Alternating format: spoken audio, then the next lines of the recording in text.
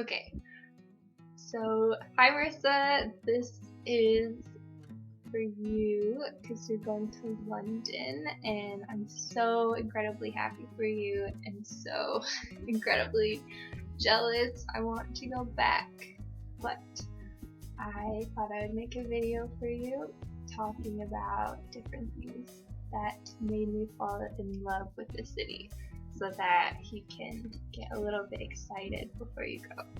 I'll talk about the first week first. For me, I didn't get to go downtown into central London for a couple days. I lived in like the greater London area. It's about a 30-minute train ride into central London, and my first Saturday there, I headed in because there was a tour for the university.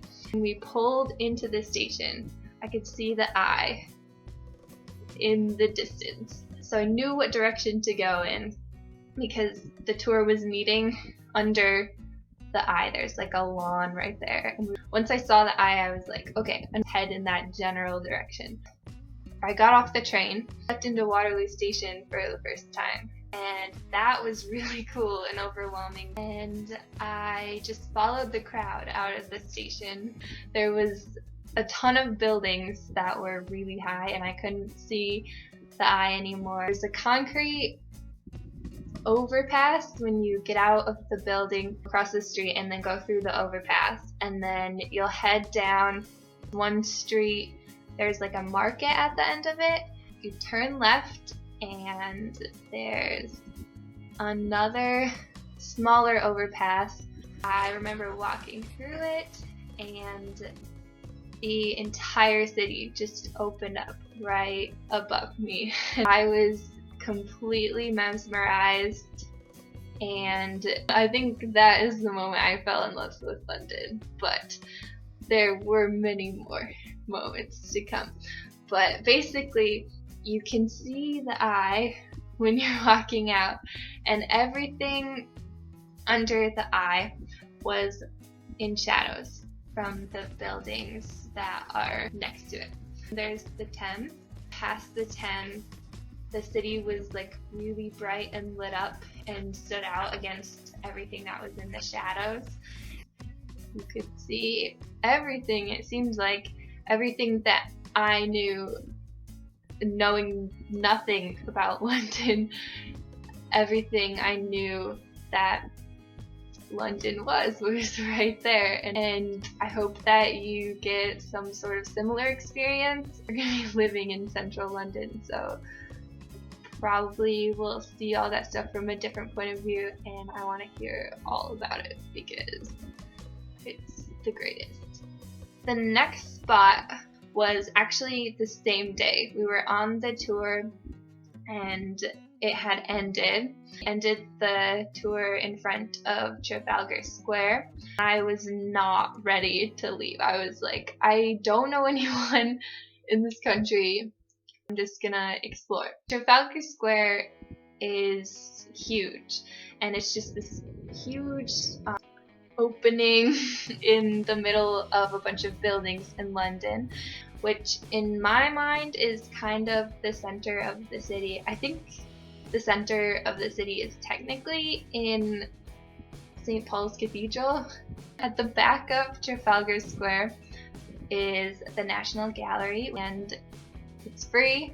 They'll try to pressure you into a donation, but you're a poor college student, so don't feel bad about just walking past the donation boxes. Anyway, when you walk up the stairs to the National Gallery, look out over Trafalgar Square. You could see all the way down the street in front of Trafalgar Square, you could see Big Ben right there. You could see all the people. When I went, there was a Japanese festival going on in the square, so it was really lively and so fun, and there were people dancing and performing, and there were people everywhere. Being a little bit above all of it on the steps was amazing. Walk up the steps and look out over the square. Don't miss it. It's a great view.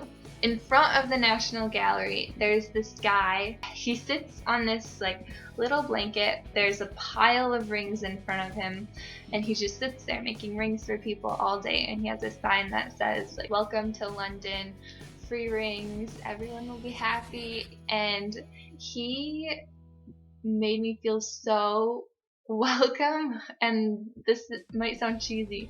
It was so nice to have someone just immediately be like, "Here, welcome to this city, have a ring." And it was so random, but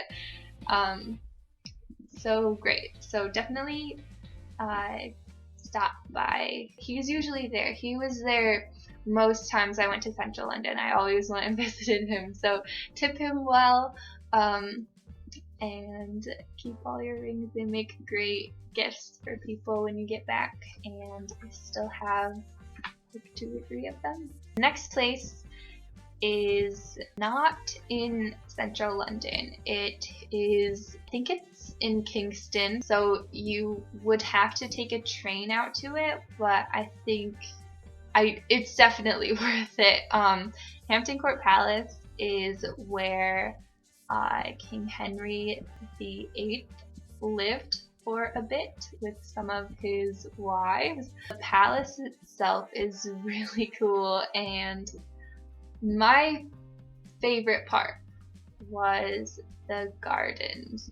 Definitely go to the gardens. I remember walking out into the garden, and it had just rained and the storm was passing. There's this like huge long gravel pathway, and it's lined with these Dr. Seuss looking trees, and there's fountains that interrupt the path every so often, and there's a huge pond that is completely perfectly rectangular, and the storm had just passed and everything was like still wet and glistening, and the sky had that like after storm sort of feeling where it's still gray but it's sunny. I don't know if that makes any sense. We got to the fountain and there were like birds flying around, and it was so pretty, and just please go and visit. One of my favorite memories that I have of London was going with my friends to Hampton Court Palace and just acting like idiots in the garden. Another place that I absolutely loved was St. Paul's Cathedral. It wasn't a class trip per se, it was a faith-based group trip, but I really wanted to see it. I was like, can I come? And they let me because it's the Christian thing to do or something, I don't know. And the pastor was from Texas, which was weird, but so try to go in like a school group or a faith organization that is based in your school, even if you're not religious, because it's gonna be either discounted or free. For me, it was free, and that was so nice because I think normally it's $30 just to get in, and I think it's £30 just to get in, and then it's more on top of that to go up in the dome, which was the best part. So if you go, definitely spend the money to go up in the dome. It's kind of tiring just because there's over 500 steps to get up there. It was amazing and totally worth it. So after we looked at the main floor, we went up in the dome. Go there, please. It was like the best day, and I remember going up to the highest layer of the dome. The first one just kind of peers out over the inside of the cathedral, which is absolutely beautiful. Princess Di was married there, but then the next few are outside, and there's like concrete railings around the dome, and you can like peek through them, but then at the very top, they aren't that high, so you can walk around and see the whole city. And That was amazing. It was rainy and gross, but it was still one of the best moments. So that about sums it up. Right. So Marissa, I'm so excited for you to go. You're gonna have an amazing time. I love you. Don't be scared. You're gonna be scared, but don't be too scared. You have to text me or message me on Facebook all the time to let me know what you did so that I can live all of this again through you. I'm just using you. I'm sorry. I'll make more videos. I don't know how to end this one.